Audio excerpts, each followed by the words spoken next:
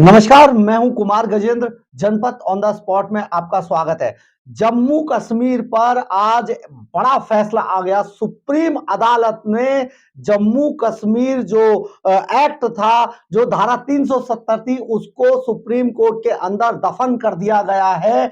अब धारा 370 का हिंदुस्तान में इतिहास बन के रह गई है। अब उसका कोई वजूद नहीं बचा है। एक बड़ा मामला है, बहुत बड़ा ये एक डिसीजन आया है लगभग 60-70 सालों के बाद में। देश के अंदर जिस जम्मू कश्मीर को हम अपना अभिन्न अंग बताया करते थे, वो केवल बातों में हुआ करता था, लेकिन अब प्रधानमंत्री नरेंद्र मोदी की सरकार ने इसे धरातल पर ला दिया है। और जम्मू कश्मीर के अंदर से जिस धारा 370 ने हमें घायल कर रखा था, उसको काटकर उस नासूर को खत्म कर दिया गया है। अब जम्मू कश्मीर भारत का अभिन्न अंग होगा। आज उसको देर शाम राज्यसभा में भी इस बिल को पास करा दिया गया।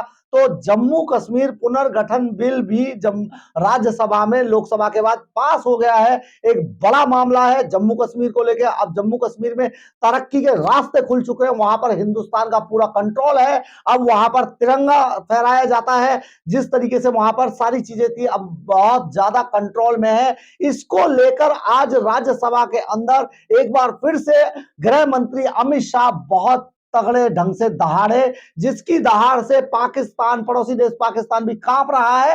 ये एक बड़ा मामला है। जरा आइए सुनते हैं राज्यसभा के अंदर अमित शाह ने किस तरीके से सिलसिलेवार एक के बाद एक इस तरीके से अब जम्मू कश्मीर के बारे में बातें कही और जम्मू कश्मीर के पूरे मामले को रखा। इसके बाद उन्होंने कांग्रेस को भी आड़े हाथों लिया। आइए देखते हैं अमित शाह क्या बोले।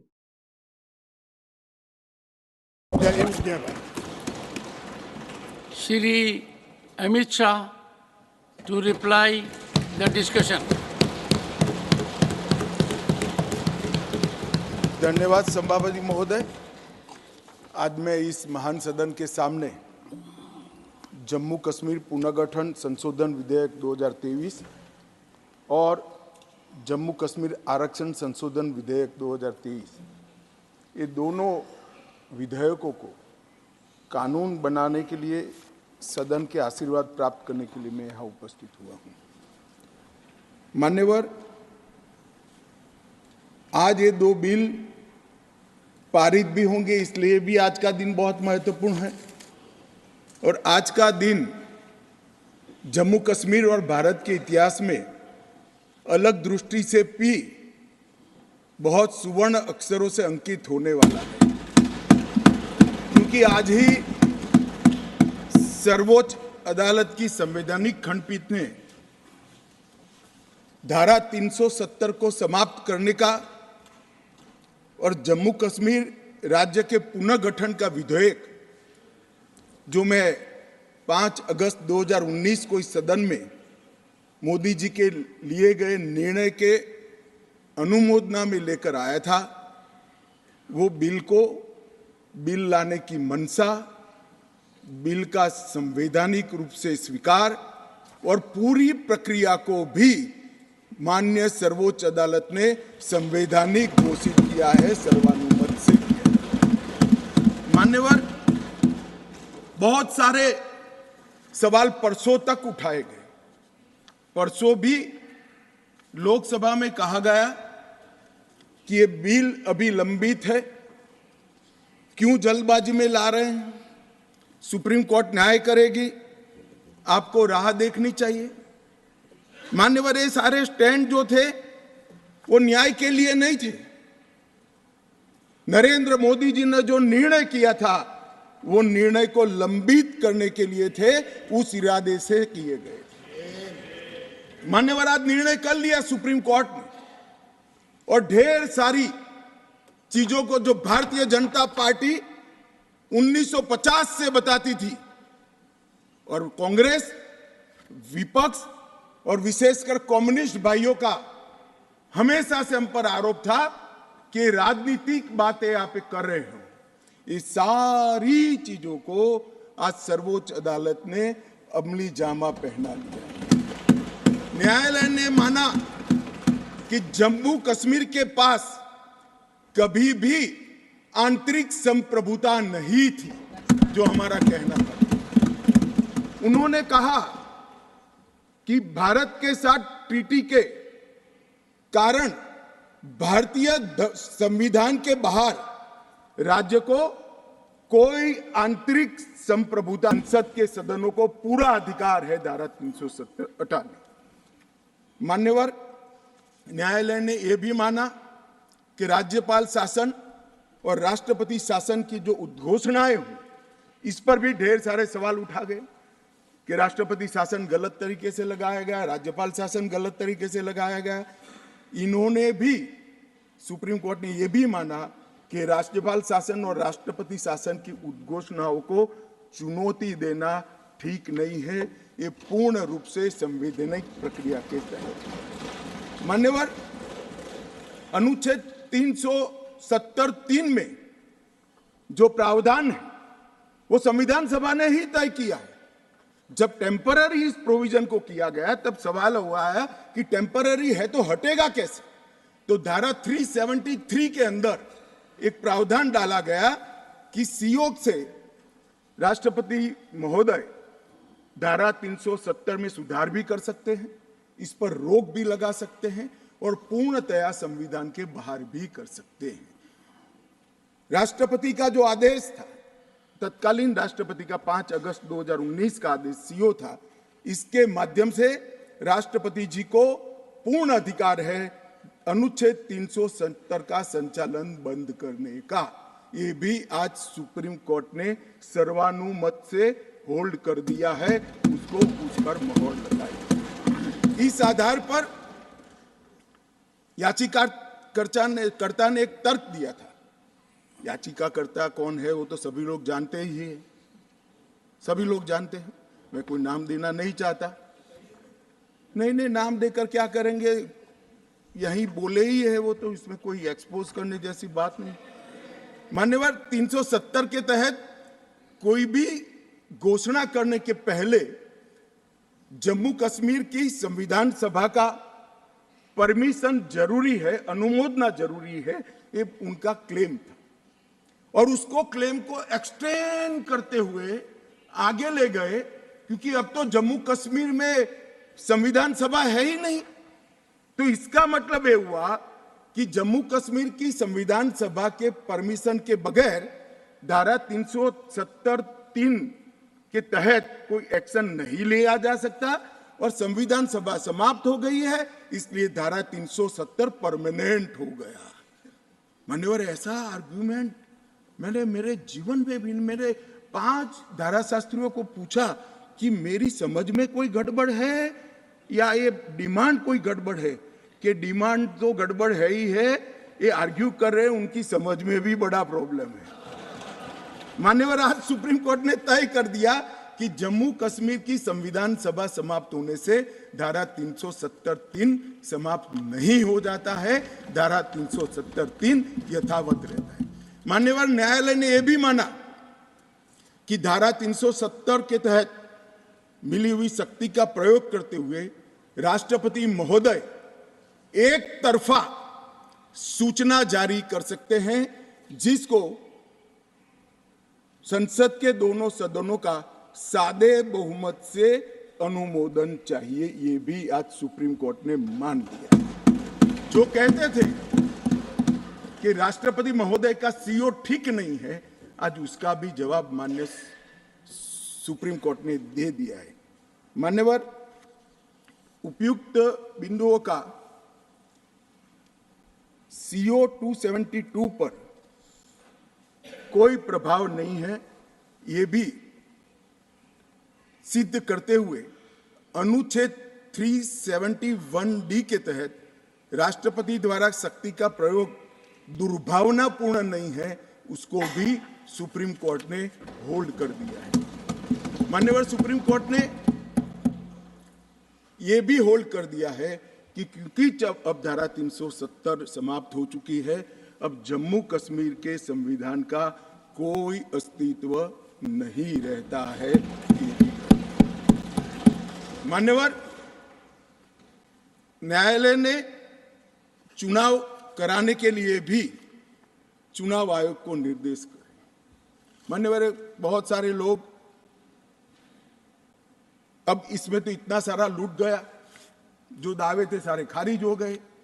तो एक पूंछ पकड़कर मैंने बाइट देखा करते हैं, क्या पूंछ पकड़ते हैं कि चुनाव आयोग ने ऑर्डर कर दिया। अरे भाई क्या ऑर्डर करा, मैंने स्वयं कहा है कि हम चुनाव कराएंगे, इसमें कौन सी बड़ी बात है।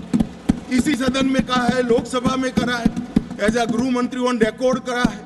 उन्होंने कहा कि भाई राज्य का स्टेटस वापिस देंगे, तो ये भी मैंने कहा है कि अप्रोप्रिएट टाइम पर राज्य का स्टेटस हम वापिस देंगे।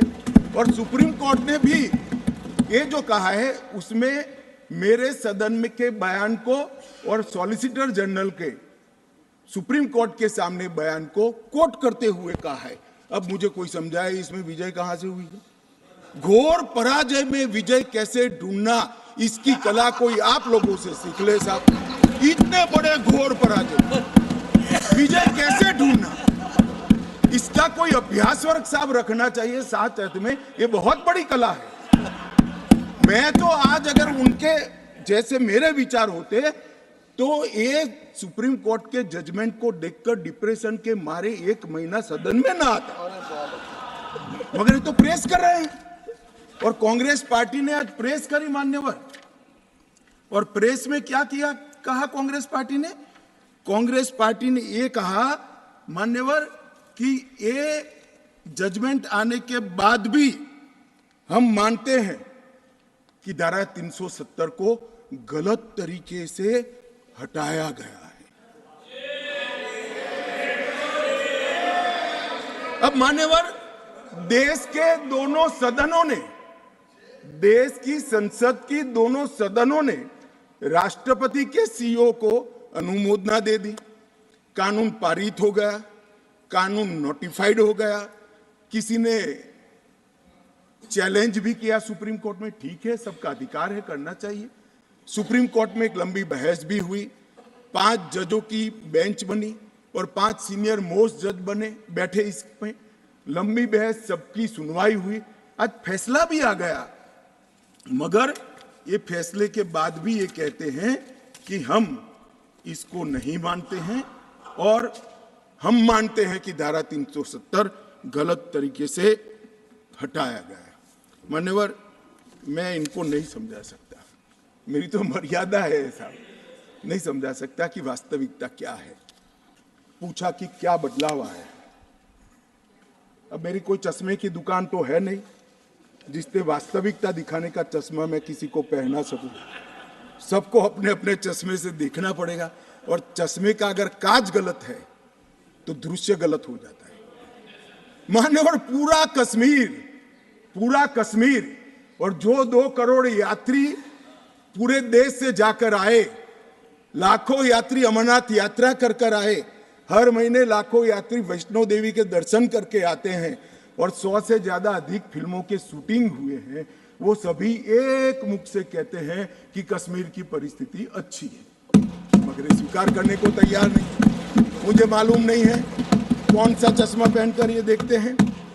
मान्यवर मैं आज कहना चाहता हूं कि जिस कश्मीर में 40,000 से ज्यादा लोग मारे गए, कई पिताओं ने अपने कंधों पर बेटे के जनाजे लेकर गए। मान्यवर अपनी बेटी की डोली तक कई लोग नहीं देख पाए, और कई बहनों ने अपने भाई को खो दिया।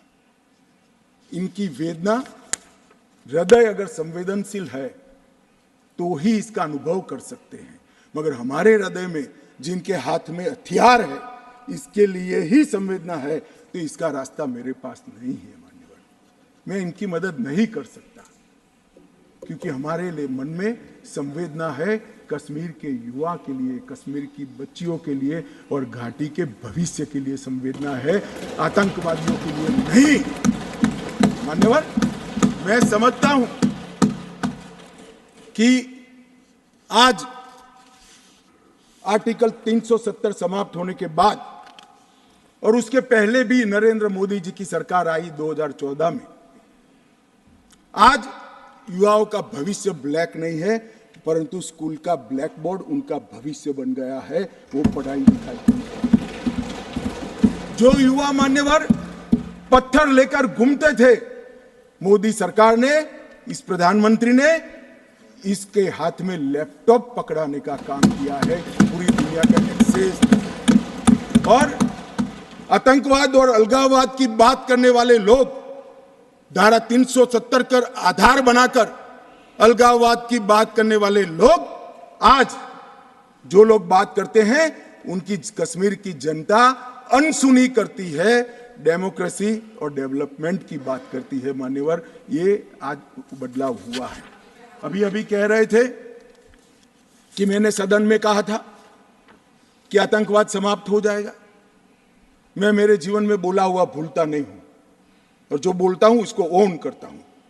मैंने कहा था कि 370 के कारण अलगाववाद की भावना समाप्त हो जाएगी और जब अलगाववाद की भावना समाप्त होगी सहन सहन आतंकवाद कम हो जाएगा, समाप्त हो जाएगा। मान्यवर, ये बीच मझधार में 40 साल इन्होंने गलतियां करी, 80 के दशक से गलतियां करते आए, संवेदनशील हृदय से सोचते रहे, संवेदनाएं हथियार उठाने वालों के लिए रखे और इस 40 साल की गलती को ऐसा सोचते हैं कि मोदी जी के 4 साल में सुधर जाएगा। मगर आपकी बात सही है, अपेक्षा ऐसी ही रखनी चाहिए। मैं अब विषय पर मान्यवर, मैं बहुत पास में नहीं जाता। जब चरम सीमा पर थे तब तो आंकड़े बहुत भयावह थे, 90 के दशक में बहुत भयावह आंकड़े थे। परंतु मैं यूपीए शासनकाल की बात करना चाहता हूं। 2004 से 14 जब सोनिया जी और मनमोहन जी की सरकार थी, कुल आतंकवादी घटनाएं 7,217 हुई थी और अब आतंकवादी घटनाएं सिर्फ 2,197 हुई है। ये 10 साल। अब सुन लीजिए, बाद में मुद्दा खड़ा करिए खड़गे जी। 70% की कमी हुई है मान्यवर, 70% की कमी हुई और उसमें धारा 370 हटाने के बाद केवल और केवल 4 साल ही गए। सिक्योरिटी फोर्स और नागरिक टोटल 2829, करीब 3,2900 नागरिक और सिक्योरिटी फोर्सेस मारे गए। अब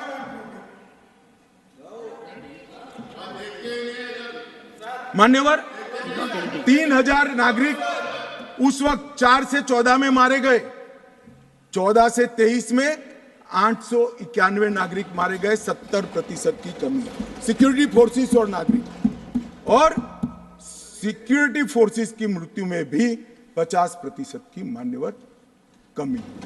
ये कह रहे हैं कि क्या हुआ है। मैं आंकड़े बताना चाहता हूं और मनोज जी खास देखे। आत्मा है तो अंधेरे में टटोल कर सुने, सोचे और विचार परिवर्तन होता है तो ईश्वर के लिए करे। मान्यवर, ऑर्गेनाइज्ड स्टोन पेल्टिंग 2010 में 2654 घटनाएं थी, 2023 में सिर्फ 4 साल हुए हैं, एक भी पथराव की घटना नहीं हुई, एक भी नहीं। स्टोन पेल्टिंग में नागरिकों की मृत्यु 2010 में 112 हुई थी, क्योंकि स्टोन पेल्टिंग ही नहीं हुई है तो मृत्यु भी नहीं हुई, 0 मृत्यु हुई। मान्यवर, स्टोन पेल्टिंग में जख्मी नागरिकों की मैं बात करता हूं, सिक्योरिटी फोर्स नहीं, नागरिक जो घाटी के हैं वो 6,235 थे, क्योंकि स्टोन पेल्टिंग नहीं हुई है, 0 जख्मी है। अरे भैया, इनको दिखाई नहीं देता है। सीज फायर वायोलेशन की घटनाएं 2010 में 70 थी और 2023 में 6 हुई। घुसपैठ के प्रयास 489 थे, सिर्फ 48 हुए हैं। मान्यवर, वापिस लौट गए आतंकवादी 18 थे 2010 में, अभी 281 आतंकवादी घाटी छोड़कर। ये संवेदनशीलता का नमूना है नागरिकों के प्रति। मान्यवर, मैं आज बताना चाहता हूं आपको, इसलिए बताना चाहता हूं कि हमने सिर्फ टेररिज्म के खिलाफ आवाज नहीं उठाया है, टेररिज्म के खिलाफ आवाज नहीं उठाया है, इस पर आक्रामक कार्यवाही करी, ऐसा नहीं है। हमने टेररिज्म की इको सिस्टम को खत्म करने का काम किया। जो टेररिज्म को फाइनेंस करते थे उन पर भी काम किया है। एनआईए द्वारा टेरर फाइनेंस के केस 32 रजिस्टर किए गए 2014 के पहले, एक भी केस। स्टेट इन्वेस्टिगेशन एजेंसी ने टेरर फाइनेंस के केस 51 रजिस्टर किए, पहले स्टेट इन्वेस्टिगेशन एजेंसी की जरूरत ही महसूस नहीं की गई थी। और मान्यवर 229 टेरर फाइनेंस केस में अरेस्ट हुई है, 150 करोड़ की प्रॉपर्टी सीज हुई है, 57 प्रॉपर्टी सीज हुई है और एसआईए द्वारा 134 बैंक अकाउंट में लगभग 100 करोड़ से ज्यादा रकम को फ्रीज करने का काम नरेंद्र मोदी। ये जो कह रहे हैं क्या बदलाव आया है, मैं दिखाता हूं बदलाव क्या है। मान्यवर, आज मैं इतना कह रहा हूं कि हमने एक बहुत बड़ा कठोर निर्णय सुरक्षा की दृष्टि से हमने उठाए हैं। मान्यवर, मैं आज बताना चाहता हूं, पहले 2014 के पहले और आर्टिकल 370 नाबूद होने के पहले आपने देखा होगा आतंकवादियों के जनाजों में 25-25 हजार की भीड़ आती। मैं सभी सदस्यों को कहना चाहता हूं, एक भी दृश्य अभी देखा है 370 के बाद? ना, कोई नहीं करता साहब, क्योंकि हमने निर्णय किया है जो भी आतंकवादी मारा जाएगा उसी जगह पे संपूर्ण धार्मिक सम्मान और रीति रिवाज के साथ वहीं दफना दिया जाएगा। स्टोन पेल्टिंग क्यों कम हुई? जितनी नौकरियों की एडवर्टाइज है इसमें सरकार ने तय कर लिया है कि स्टोन पेल्टिंग का एक भी केस अगर रजिस्टर है तो वो परिवार में से किसी को नौकरी नहीं मिली। क्यों ये विदेश से भागकर आतंकवाद करते हैं वो लोग डरे हैं? क्योंकि हमने तय किया है जिसका परिवार का जन पाकिस्तान बैठकर आतंकवाद को प्रोत्साहन देता है उसके परिवार में किसी को नौकरी नहीं मिलेगी। मान्यवर, हमने तय किया है कि जो टेलीफोन रिकॉर्ड के आधार पर प्रस्तावित होता है कि किसी का परिवार का व्यक्ति लिप्त है आतंकवाद को बढ़ावा देने में, तो नौकरी में है तो भी उसको डिसमिस करने के सर्विस रूल्स हमने बनाए। मान्यवर, जीरो टेरर प्लान और कंप्लीट एरिया डोमिनेशन के माध्यम से पूरे टेररिस्ट प्रभावित क्षेत्र को आज हमने सुरक्षित करने का काम किया है। मान्यवर, आज मैं कहना चाहता हूं, जेल अड्डा बनकर पड़ी रही थी। नरेंद्र मोदी सरकार ने जेलों के अंदर जैमर लगाकर सख्ती लगाने का काम किया है और 105 करोड़ की लागत से एक नई जेल बन रही है जो सिर्फ टेररिस्टों के लिए बनेगी। मैं विश्वास के साथ कहता हूं वो जेल की सुरक्षा कोई भेद नहीं पाएगा और टेररिज्म के अंदर कोई अपना योगदान नहीं देगा। मान्यवर, बार काउंसिल में भी पूछते हैं कि क्या बदलाव आया, मैं इनको ही बताना चाहता हूं। और मान्यवर, ढेर सारी चीजें हैं, अब ये चले गए हैं, मैंने दूसरे सदन में भी बताया, मगर मैं देश की जनता को विश्वास दिलाना चाहता हूं कि मोदी जी ने लाल किले से प्राचीर से इस देश को वादा किया था और मोदी सरकार और प्रधानमंत्री स्वयं इस चीज पर अड़ग है कि कश्मीर के युवाओं को हाथ में कभी बंदूक नहीं लेनी पड़ेगी, पत्थर नहीं लेने पड़ेंगे, इनके हाथ में लैपटॉप और किताबें भी होगी, नए कश्मीर की शुरुआत होगी। मान्यवर, आतंकवाद मुक्त कश्मीर बनने की शुरुआत हो गई है। नया कश्मीर, विकसित कश्मीर, जब विकसित भारत बनेगा, कश्मीर देश के सभी राज्यों के समकक्ष होकर वहाँ पर खड़ा होगा। दुनिया भर के यात्री आएंगे ऐसे कश्मीर की रचना के लिए। ये जो विधेयक लेकर मैं आया हूँ, मैं आपको निवेदन करता हूँ सभी लोगों को।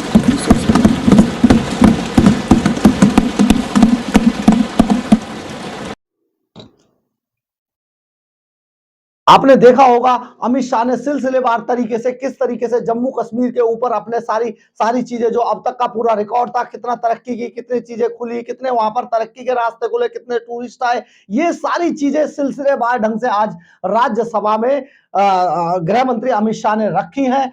बहुत जबरदस्त एक हिंदुस्तान में बाहर पूरी देश ही नहीं पूरी दुनिया की नजर आज हिंदुस्तान के ऊपर है कि उन्होंने देखते देखते धारा 370 को उखाड़ फेंका है। एक बड़ा मामला है।